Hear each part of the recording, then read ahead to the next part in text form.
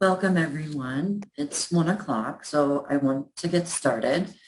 And my name is Bethany Lazanik. I'm a distance learning associate for the Distance Learning Project. And today I have Sue Wilt with me. She's going to be helping me present.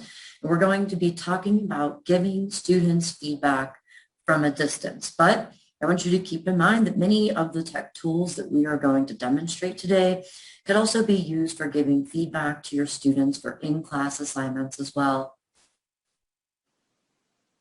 Okay, so welcome. Let's start my video and we'll get started. So during today's session, we are going to review the 4 key qualities of effective feedback to start. We're going to identify ways to save time when giving students feedback. And then, as I mentioned, we're going to demonstrate some free tools for effectively giving students feedback. We will also save some time at the end for questions, but feel free to use the chat or unmute your microphone to ask questions as we go. And I just want to start with a poll. So you should be able to see that now. And what I'm curious about is what tech tools have you used already to give your students feedback? And you can select multiple answers. And if you select other, please tell us what you're using in the chat.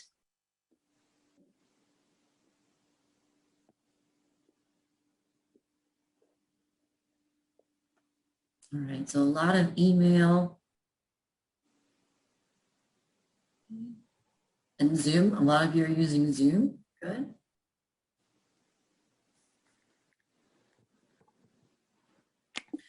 Everybody's using email, 100% of you. That makes sense. All right, a lot of you are using Zoom as well. Well, it looks like most of us have voted. Okay.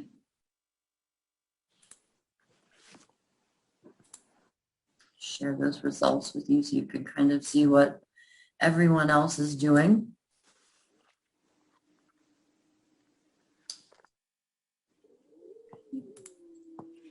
Thank you for answering the poll.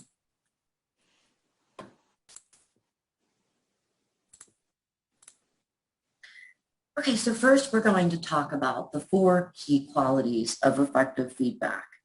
And first, feedback should be frequent.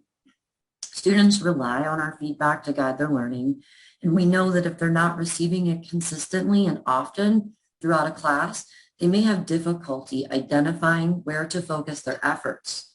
It can be something as small as giving an in-class quiz or responding to a student's discussion post.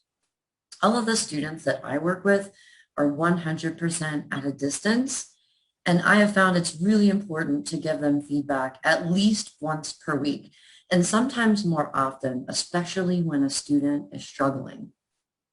And feedback should also be specific. So good feedback not only details the areas for improvement, but offers actionable advice. So just telling a student something like good work or this needs work is not enough. A student needs specific guidance on how to fix the problem. And feedback also needs to be balanced. It's important to point out a student's strengths and weaknesses. Letting a student know what they did well is empowering and reinforcing for them.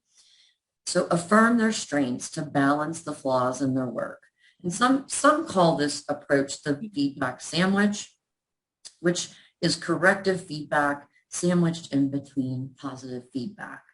And like all of you, I often do use email to give my students feedback, and I'm always very careful to start the email with something they did well, and then put in whatever it is they need to improve on, and then end that email with something that they did well. And finally, feedback needs to be timely. For feedback to be the most useful, it should be given as soon as possible while the assignment is still fresh in the student's mind. So what we're going to do next then is I'm going to demonstrate some free tools for providing feedback. And the first one we're going to look at is Vocaroo, which is a very simple free voice recorder. So you just go to vocaroo.com. You have to sign up for an account, and again, it is free. I have an account, so I'm already signed in. All you do is just hit this microphone button. It will record what you're saying as you're talking, giving the student feedback. When you stop the recording, you'll see that there are lots of options to share the audio recording with your students. So you can share through Facebook, LinkedIn, all of these ways. You can email a link. There's also a URL that you can copy and paste and send whichever way you want. You can also embed the audio into a website or download it and then send however you wish. So that's Vocaroo in a nutshell. The next tool I want to show you is Screencast-O-Matic. Again, it's free. It's an online screen capture tool that allows you to record up to 15 minutes of video. So I'll show you that. Again, you just have to create a free account at screencast-o-matic.com. I'm signed in because I have an account, but you can actually do capture screenshots here or launch the recorder. You can see when I launch the recorder, it's trying. It's going to allow me to record my screen, and I can pick a designated area of the screen to record. So you can adjust to show whichever parts of the screen you want. Okay. You can just record your screen, or you can record just your webcam or both. So those are all options. And you can use this tool to record narrated presentations or demonstrations and produce the recordings as videos for your courses. Like Vocaroo, it's also very user-friendly. You just have to sign up for a free account. So once you did your recording, you would see there are lots of options to share your recording with your students.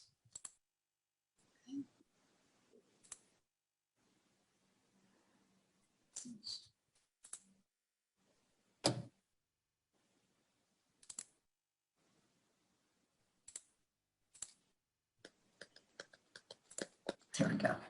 Sorry about that. Okay, the next tool I want to talk about is Google Docs. So Google Docs, probably most of you have heard of it, but just in case, it's a free online word processor that allows you to easily make comments and suggest changes and ultimately create a dialogue with students. So in Google Docs,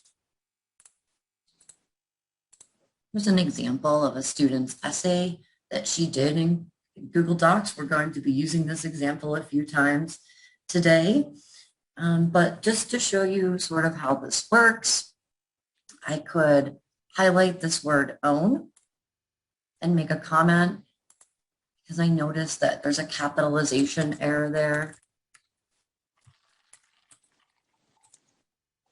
You have to make sure to hit the blue comment button to save your comment. But when students then get back into the Google Doc, they will see that the text is highlighted and that there will be a pop-up window in the right margin where they can read the comments and they can also reply to them. So they can reply to this if they have access to the document and mark these resolved as they resolve them. So anyone with access to these documents can see the comments in line with the text. And by replying to comments, a student can get that discussion going to develop rich and relevant feedback. You can also use suggestion mode in Google Docs. If there's a lot of edits to make, that can be a good idea. So to do that, you just go to View in Google Docs and Mode and Suggesting. And Then if I were to change this capitalization error, you will see kind of like the Microsoft Word editing tool, it will make the changes color coded and they will be labeled so it'll be easy to see who did what. And then the students will see accept and reject buttons, giving them the power to consider the feedback before making permanent changes to their document.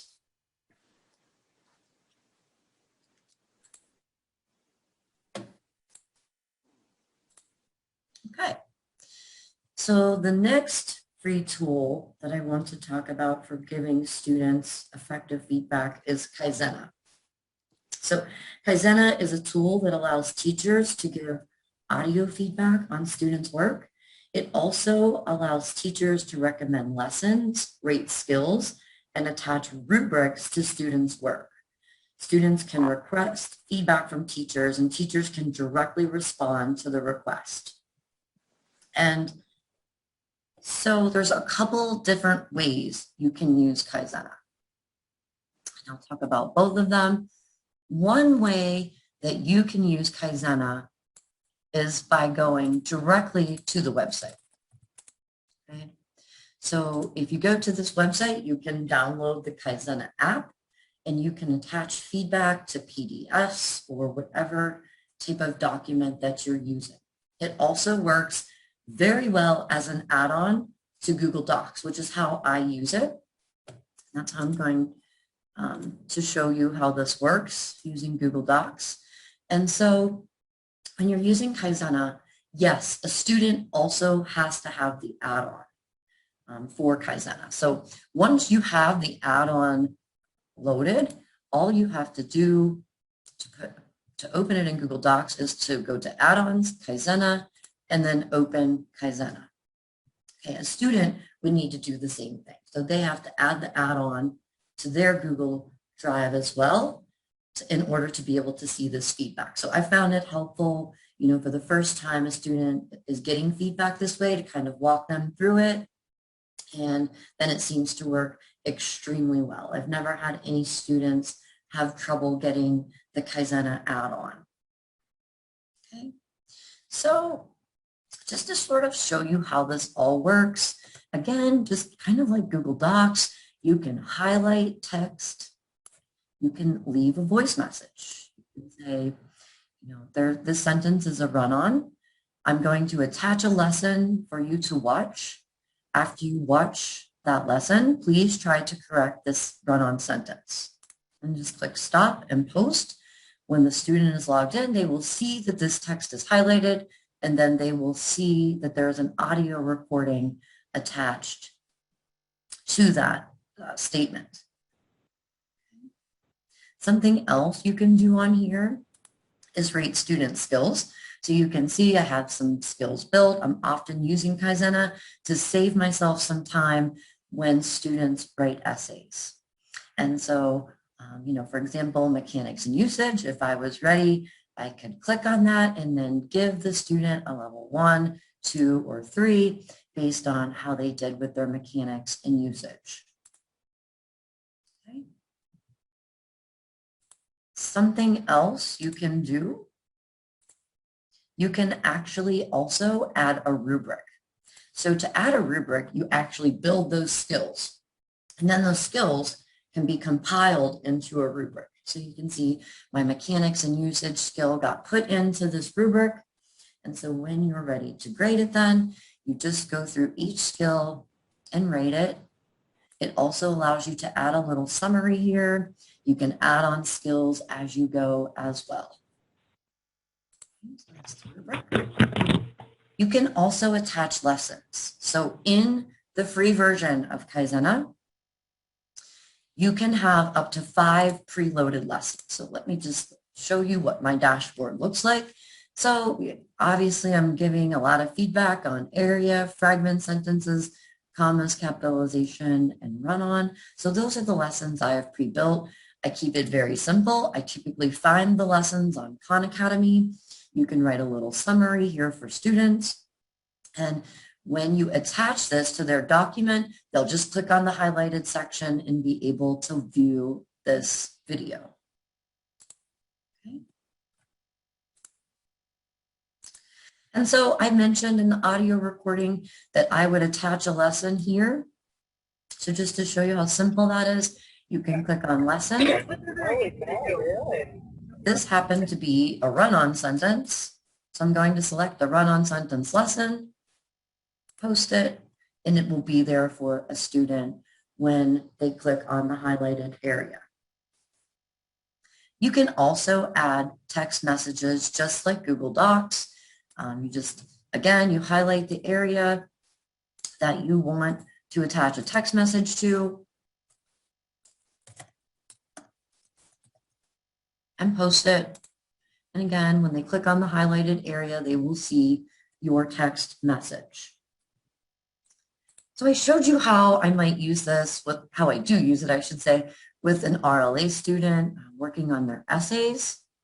I also often use this with math students. And so this is how you might do that. I took this problem from Edmonton, which is where we have our students working. And this is a problem that always, I'm finding myself always helping students with. And so what I did to make my life a little bit easier is I took a screenshot of the problem. And the question is to find the area of ABC, find the length of base BC and height AB. And so because this was a picture, I couldn't actually attach anything here. I had to type text and it says click here for a lesson on area. I have to open Kaizenna.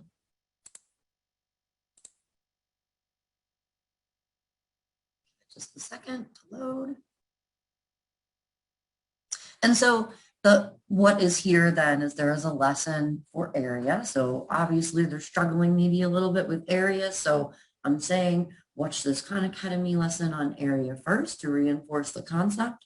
And then I have a recording that I actually talk the student through on how to find the answer to this problem. So I don't give them the solution, but I tell them how to go about finding the solution themselves. So that's just one way you might be able to use Kaizenna with a math student.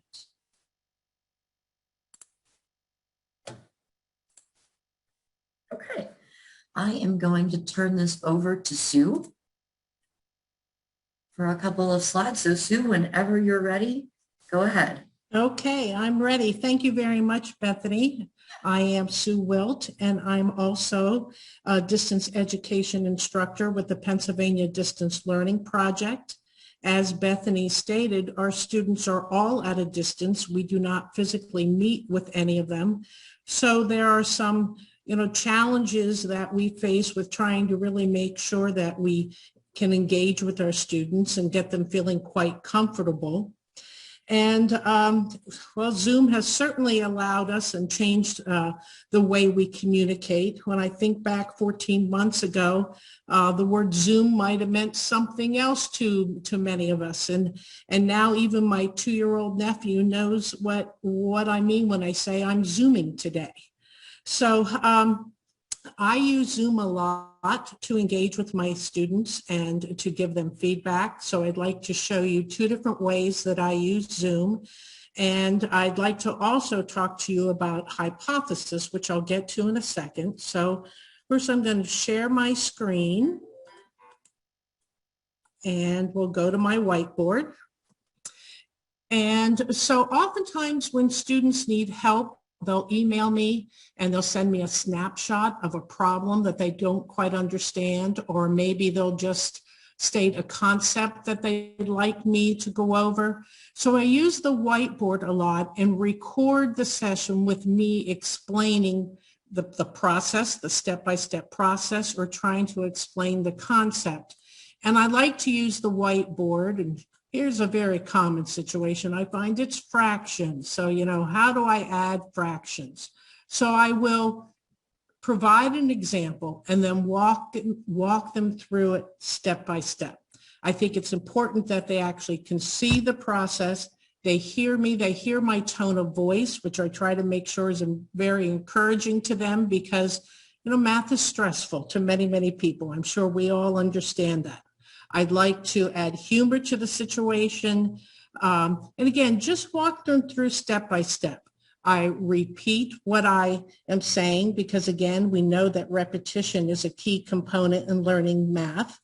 And just try to engage with them, get them to stop and think about what they would do next and lead them through step by step. And I end it with typically some type of action plan, some type of summary. Okay, what did I do first? What did I do second? What did I do third?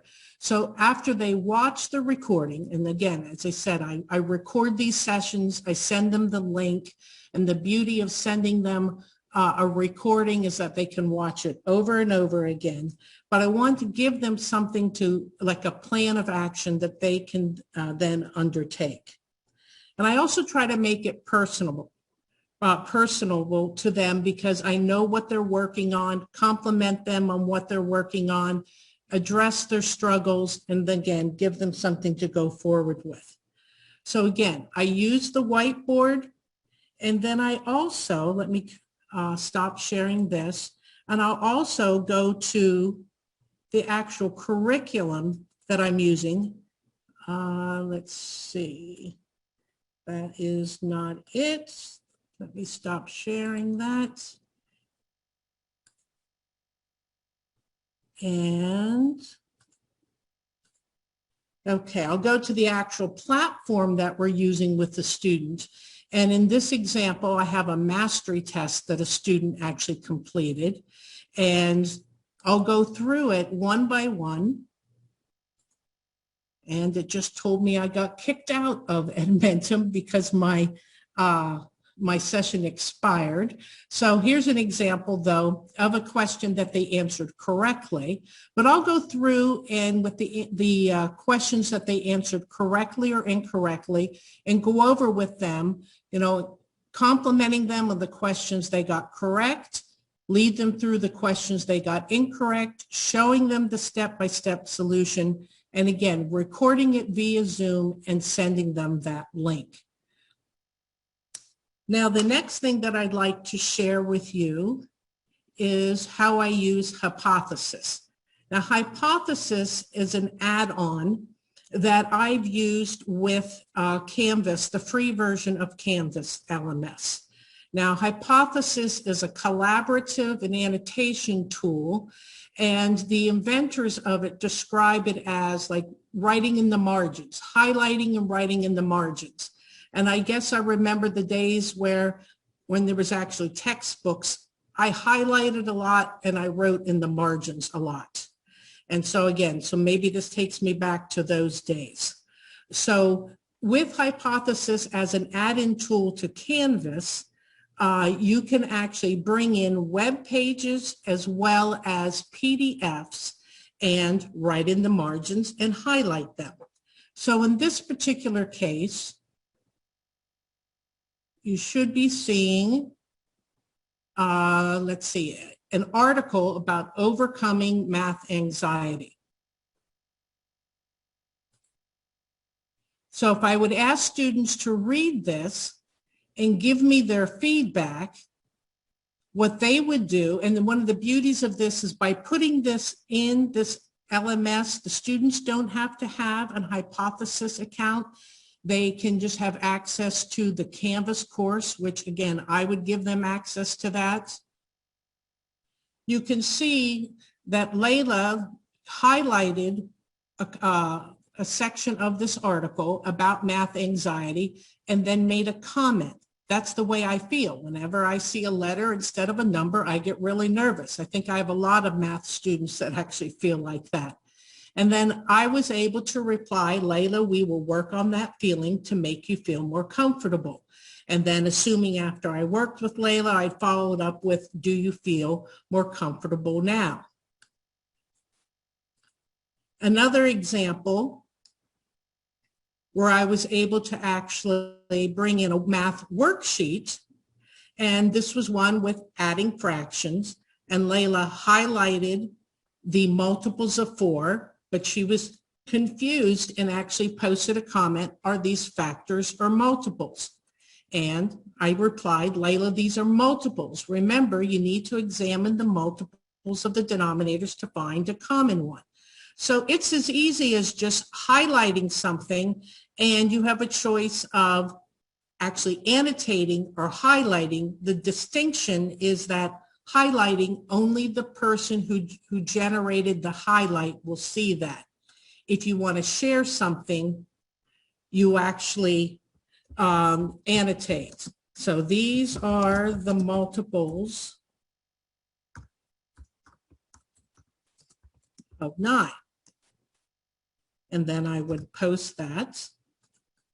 And then again, anybody else having access to this assignment would actually see my comments. And you can get students engaging back and forth and with each other too, which is kind of nice, especially with, again, in our situation where we don't actually meet with the students. It's a way for students to engage with other students. And certainly my examples are math oriented, but you can do this with any type of an assignment. I think I have one in here that's actually a poem. Okay, if I wanted to ask students, do they know what the word diverged means? I would highlight this, annotate, and then what does the word diverged mean? Or it could be that they don't understand what it means and they actually annotate and ask me, what does the word diverge mean?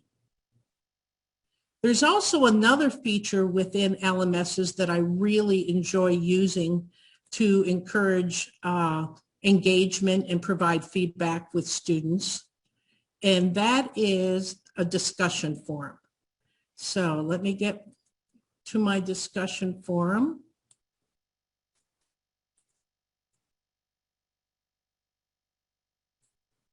So in this particular case, of the example I use is a discussion forum where we're talking about math anxiety. And with discussion forums, you can just make it all text. I have a link into a video. You could have a link into a web page or a PDF. And the example I have is ask the students to watch a video about math anxiety and then give me some feedback. And the prompt is asking them maybe to include their personal experiences, their opinions, or the advice that you would give to others about ways to overcome math anxieties, or advice you would give to math teachers to make learning math a more enjoyable experience. And if I design this to be a threaded discussion, then in fact students can react to other students' comments too. It's not just me reacting and giving feedback to the students. And it's as easy as typing in, this was a great video.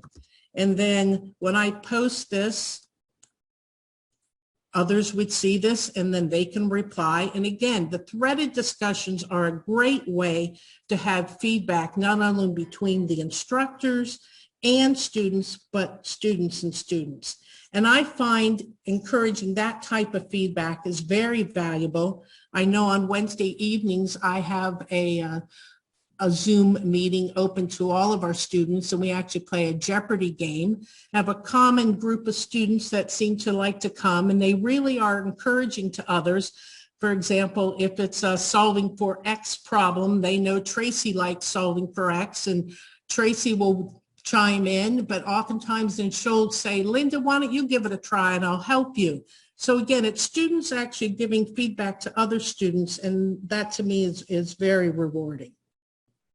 So those are just a couple of examples of using the whiteboard within Zoom, using the actual educational platform that you're using and using a Zoom recording, using Hypothesis. Again, that's an annotation and collaboration tool. It's free, although I think if you use it in a paid LMS, there's some features that if you want to use that, you have to then pay to use Hypothesis. And also a discussion forum in an LMS. So I guess, Bethany, back to you.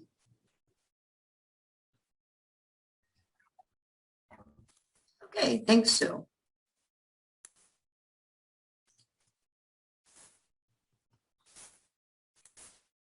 Okay, so one more tool that we're going to demonstrate today is Kahoot. And I assume most of you have probably at least heard of Kahoot by now, but we're going to end up doing a little demo. So if you've never seen it before, you'll get to at least see how it works today. But basically, Kahoot is a game-based learning platform, and it makes it really easy to create and share and play learning games. And once you get the hang of the platform, it literally just takes minutes to set up the game. So the demo I'm going to show you today, it only has 3 questions. It's a short demo, but I would say it took me 5 minutes or less to set that up this morning. So teachers can actually select questions from Kahoot's question bank, and it is very extensive. They literally have millions of pre-built questions that you can pick from. But you can also create your own multiple choice or true false questions, or do a combination of using some of their questions and some of your own questions. And you can do all of that with the free version. So then once you have your questions selected, there are 2 different ways you can use Kahoot. And so one way you can use Kahoot is to host live games and challenges, which is what we're going to do today. And to join a game, students just need a unique PIN, which Kahoot generates, and you will see that when you go to launch the game. Players have to answer the questions on their own devices. So this can be a little tricky, but that's the easiest way to do it. So in other words, a student's going to be looking at the question, you'll be looking at the questions on my screen, and then you can use the same device and switch back and forth between your browser windows and do it that way. But the easiest way to do it is to have a second device. So when I play this with my students in class, and they expect that that could happen, you know, a lot of times they'll make sure they have a cell phone or something handy that they can actually use to play the Kahoot game. It's a little bit quicker that way when you don't have to switch back and forth between screens. So then Kahoot tracks not only students' correct answers and the order in which they were received. And so what happens then is students are ranked accordingly. So let's say 3 out of 10 students answer a question correctly, but the student who answers first will actually get the most points. And this can be a really fun opportunity for students to get some quick feedback on how they're doing with the concepts you're teaching in class. And so then the other way to use Kahoot is the Kahoot challenges. And so then a teacher sets up the Kahoot just like you normally would, but then you assign it asynchronously to a student to do on their own time. So let's just take a minute and I will show you how this works.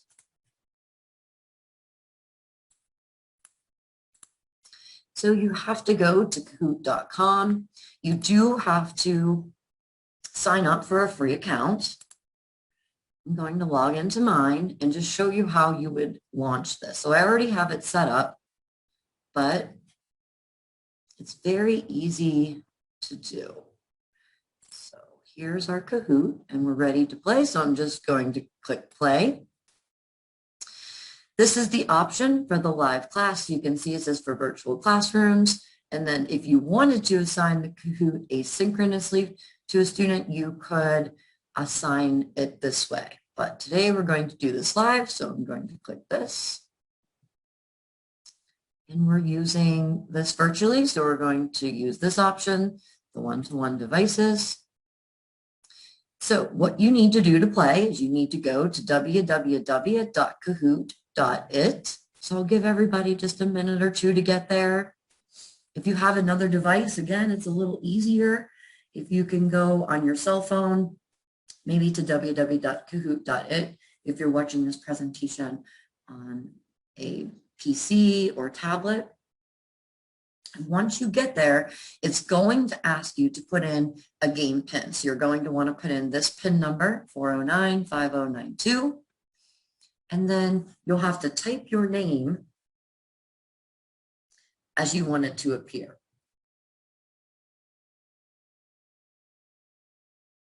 Got a few of you in there. Kim and Rachel, Jay, good. So I'll give everybody just a few more, maybe another minute or so.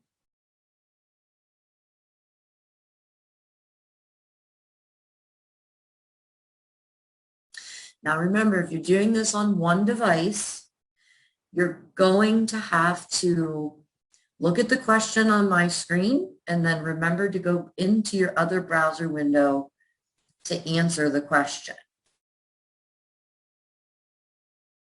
Okay. See, a lot of you are in here, so we're going, oh, there's still a few more coming in. Okay. All right. I'm going to launch this.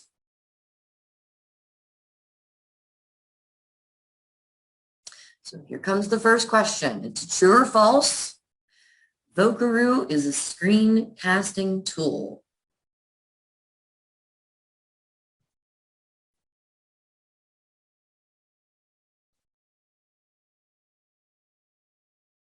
So I had this set up to be answered in 20 seconds. If everybody answers before the time is up, then it will automatically stop that. So about half of you got it right, half of you did not. Vocaroo is not a screencasting tool. It is the audio recorder. Screencast-O-Matic is the screencasting tool that we went over today. So you can see, not sure who SLS is, but they answered the fastest. But everybody who got the answer correct was assigned points based on when I received your answer. Okay, next question. What is hypothesis?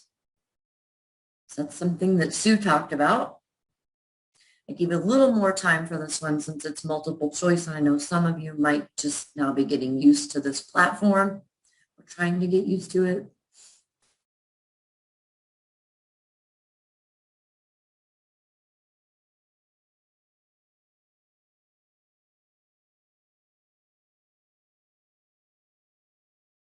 All right, everybody got that one right. Great. Okay. Chuck's in the lead. Way to go, Chuck. All right, one more question. Which of the following is a way to give students feedback using Kaizena?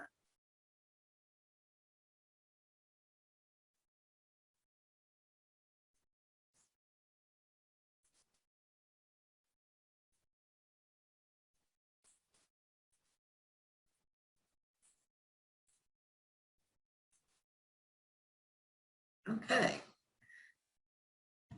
So one of the things you can do with Kaizena is recommend lessons. There's a lot of things you can do with Kaizena. You can leave text feedback.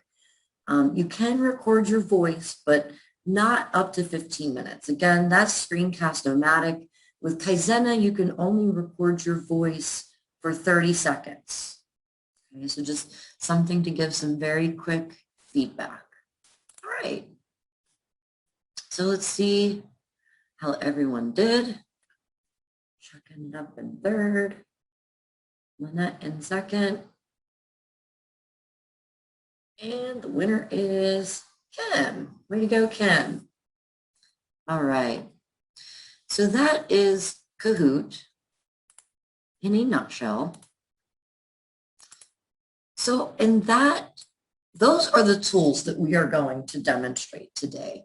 I have some more information to go over, but I think this is a good time to take some questions since we just did a lot of demonstrations. Does anybody have any questions about any of the tools that Sue or I demonstrated for you today? Feel free to talk or chat your questions.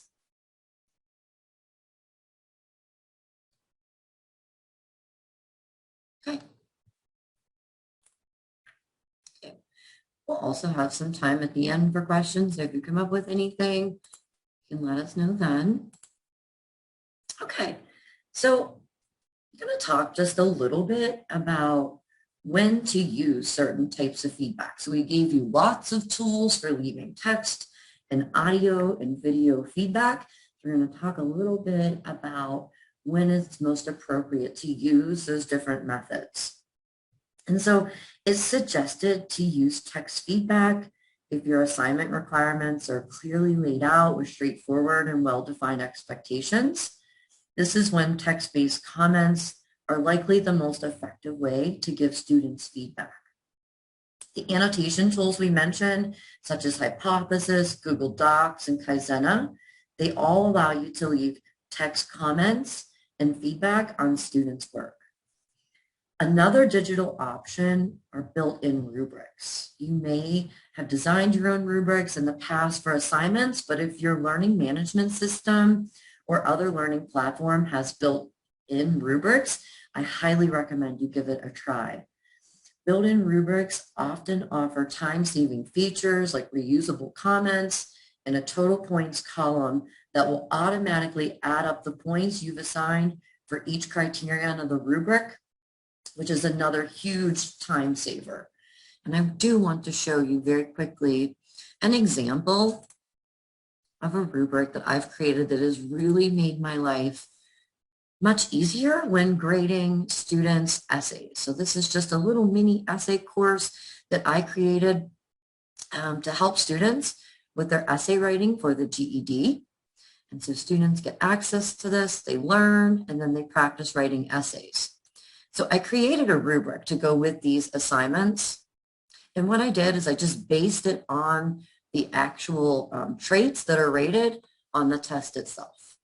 And so I just go through each trait and then I will select, the number of points that should be assigned for the particular essay.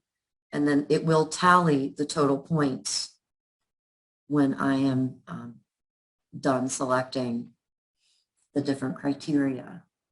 So this makes it much simpler to grade. Of course, I still need to use Kaizena or something like that to give specific feedback on maybe organizational issues or mechanics, but this rubric really helps not only me, but the student as well. The students, by looking at this rubric, know what to expect and how to expect their essays to be graded.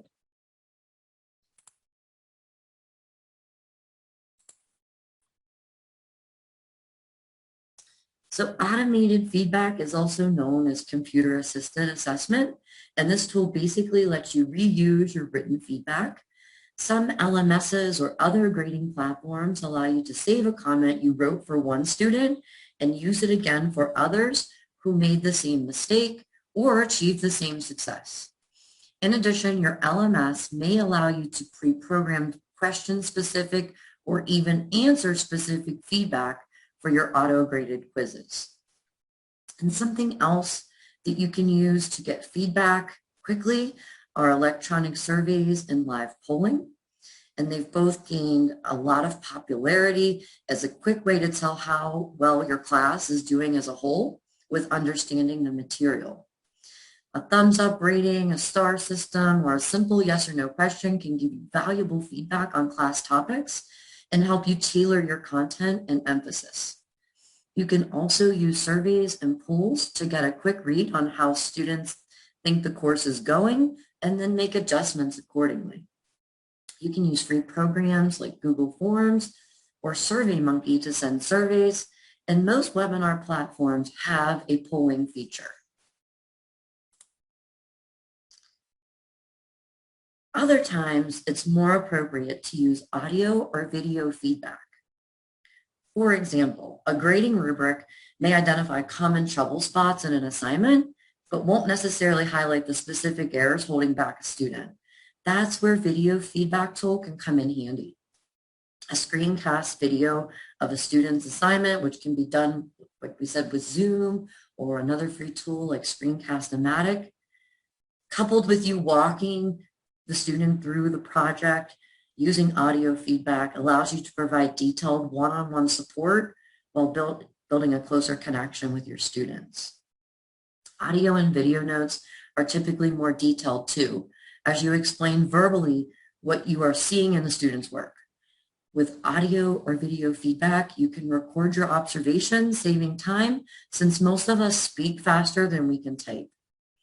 Another instance where you might want to use audio or video feedback is when you want to convey nuance. For example, if you're teaching a communications course that emphasizes tone or body language or something like social skills, it's easier to show than tell. And with video feedback, you can show students exactly what you mean.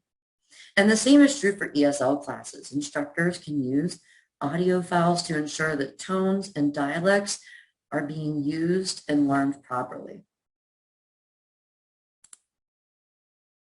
Next, it's difficult to evaluate verbal presentation skills when using written feedback alone.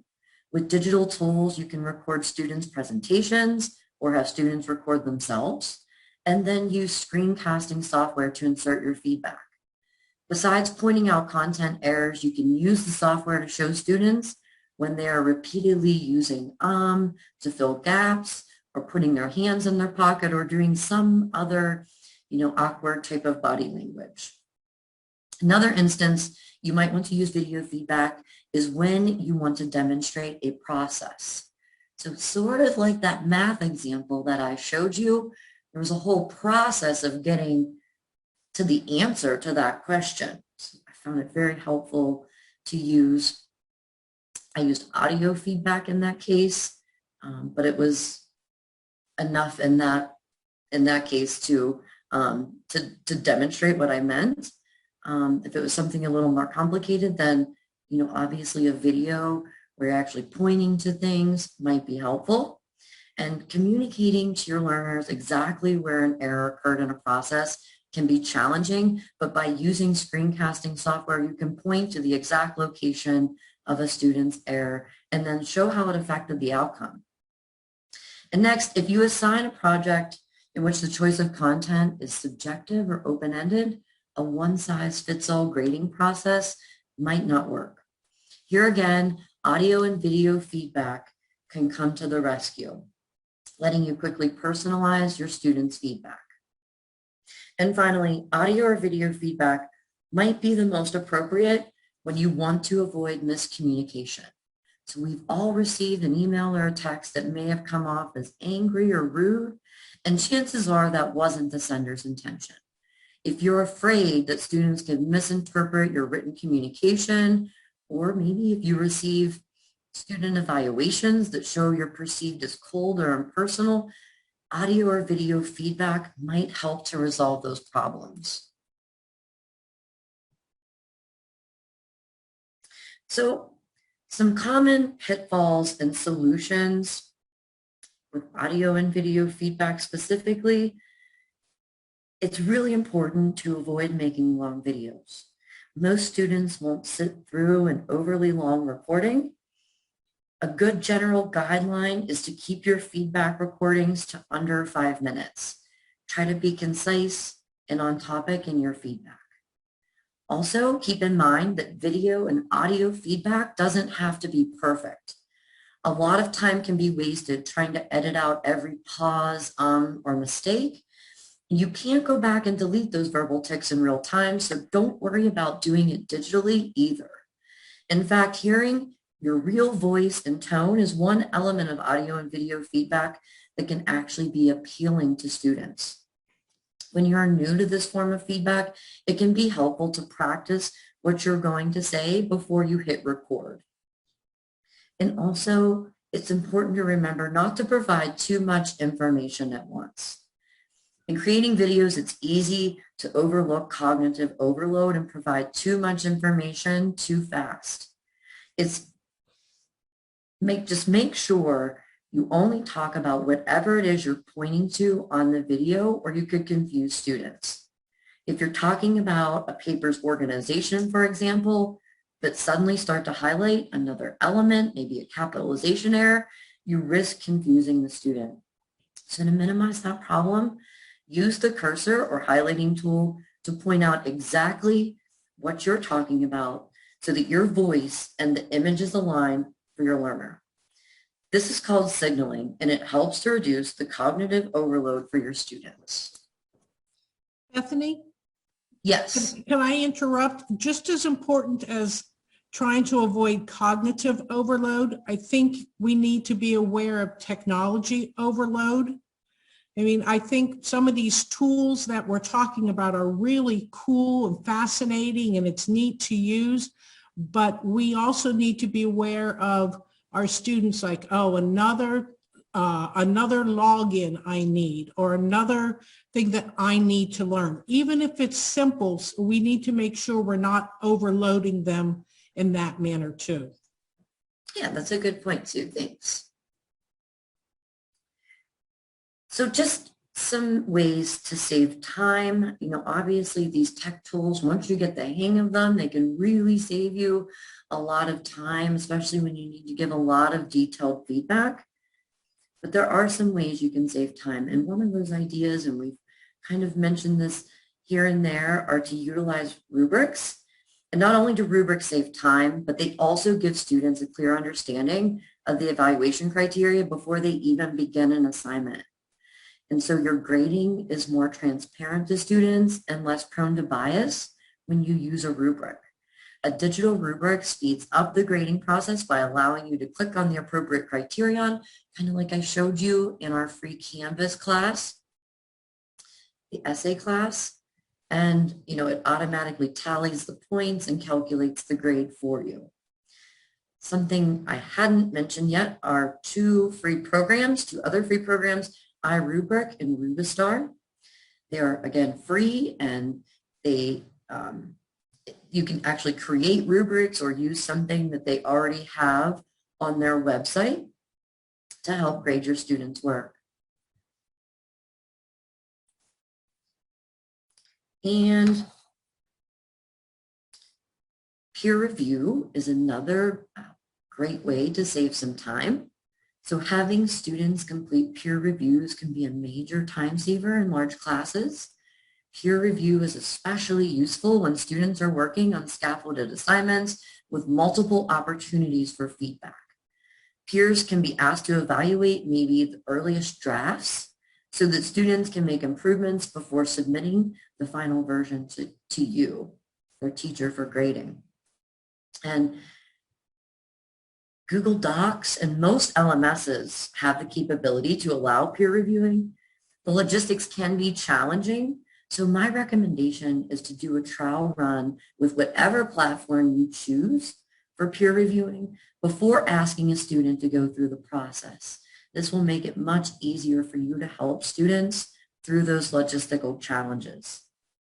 And last but not least, you can simply save a document where you keep feedback that you commonly find yourself typing.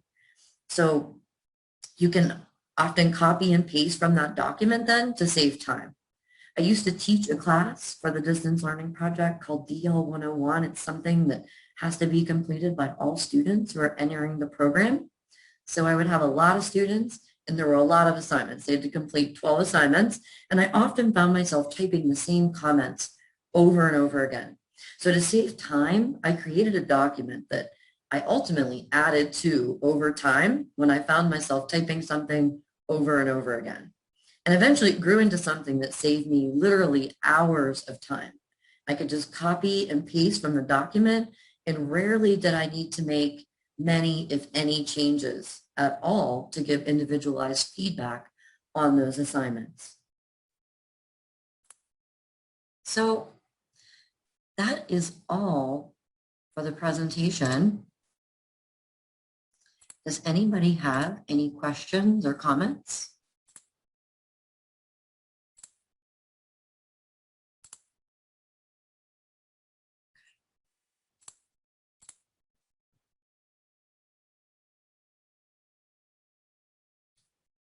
I see Stella made a comment. Audio feedback is not always good for ESL learners. Yeah, I'm sure that's true, especially for maybe the lower level learners, probably because they may not understand what you're saying. That is a great point. Okay. Well, we still have time for questions or answers. But in the meantime, I have another poll for you I'm going to launch. So we demonstrated several tech tools that made it easier, that could make it easier for you to give students better feedback faster. And so I'm just wondering if there's any one tool that you might try with your students that we demonstrated today, which one might it be? Okay, so Mrs. Kaizena.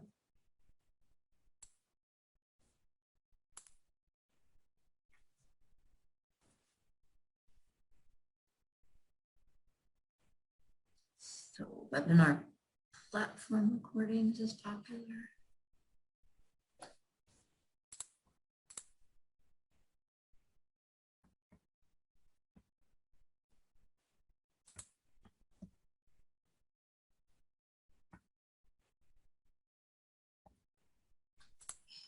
All right, so we have a question. I'm interested in circling back to some of these resources. Where will I be able to access the Zoom recording after today? So Alexis, that is a great question. I believe, and please somebody correct me if I'm wrong, that you will be able to find these recordings on the Pennsylvania Adult Ed Resources website.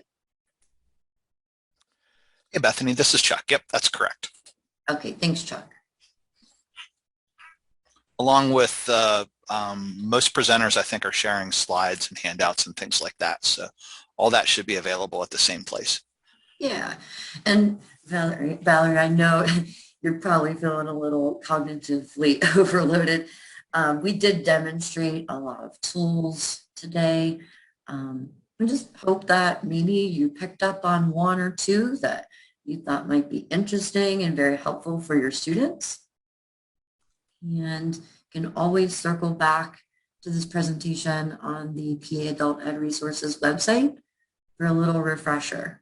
Or reach out to Sue or I if you would like, and we can certainly help you, get started with any of these. I have a question, if any, to ask of the participants. Has anybody used the presenter tools in Google Slides? Like it's a Q&A option, sort of like the chat on Zoom. I'm just wondering if anybody has used it and how effective it's been. It's something I just recently became aware of, and it's one of the things I want to investigate.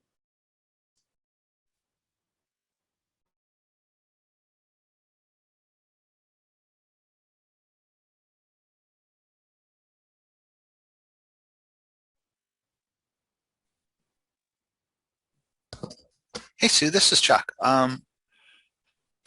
Maybe it was you, but I feel like it was somebody else that had mentioned that to me. I did.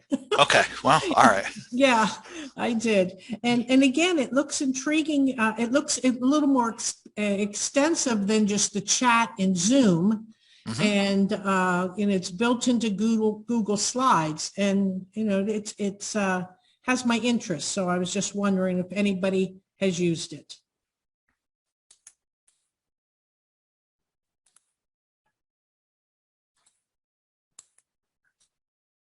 Well, it seems, Sue, maybe that's another new concept. I know I hadn't heard of it before you mentioned it either, so it's interesting. We'll have to check it out, but I wanted to quickly share the polling results. It looks like everybody's kind of interested a little bit in some different things, but Kahoot's the big winner. It looks like 10 out of 14 of you will give it a shot after seeing this presentation. So that's great. It's a great way to interact with students. My students love it. They ask me for it in my live online classes all the time. So, I try to incorporate that anytime I can. It definitely gets people participating. Even those who don't normally like to participate will participate. So it's a great tool. Bethany, I've got a question about Google Docs and kind of using Google Classroom. Sure. I don't know how to phrase this question without revealing how little I know about Google Classroom. I have my students submit some written assignments through Google Classroom, and I use Google Docs, and I use the comments like you went over. And then I always return the assignment to the student. And do you know how the student receives that? Are they kind of being told, this is returned, you need to fix something, or this is returned because you did the assignment and your teacher is returning it? because sometimes they return it back to me and sometimes they don't. And I don't know how they interpret it. If you know what I mean by that? So when you are doing that though, are you giving them feedback through Google Docs directly through Google Classroom, or how are you doing that? I'm giving them feedback through, well, I open their assignment and so it is a Google document. And so I'm able to use the features you showed, like the comments, and then through that's set up within Google Classroom so that I can return the assignment to them. Right. Well, I'll be honest, I don't use Google Classrooms. I don't know how Google Docs and Google Classroom integrates in that way, but I do know whenever I use Google Docs all the time to give feedback on my students' essays. And so what happens is when I make a comment on there, a student typically gets an email that says, hey, Bethany Lazanik made some changes to your document, and then they can open the document and look at the changes. So there's like an email notification that goes to the student. And then when a student replies to my comment or makes any edits to that document, I get an email letting me know that that happened, so that I, then triggers me to open it and then look to see, look for their comments. Okay. So I don't know if that helps or not, but it covers the most important part, that the student gets the feedback and they understand and they can interpret that. I am still curious as to what the notification for a student that your teacher has returned your assignment, if that means you need to fix something, or you returned it, look at the comments, and that's it. But yeah, either way, it sounds like they're getting the feedback. One thing that you can do in here, let me go into my Google Doc. One thing that you can do is use this share button. Even if something's already shared with a student, you can actually add people to this, and it will give you an option to type a little message with it. So you can say like, hey, I'm sending you feedback. I need you to maybe fix this or respond to this part. So you could just type a little note in there and let them know specifically what they need to do to get the assignment mark complete. Okay. Thank you. Yeah, you're welcome. Good question. It's a little bit after 2 o'clock. I want to be respectful of your time. So thank you for coming today. I hope that you learned something valuable and will be able to use at least maybe 1 or 2 of these tools that we presented today to help you and your student with getting and receiving feedback. So thanks again for coming. I hope you enjoy the rest of your day.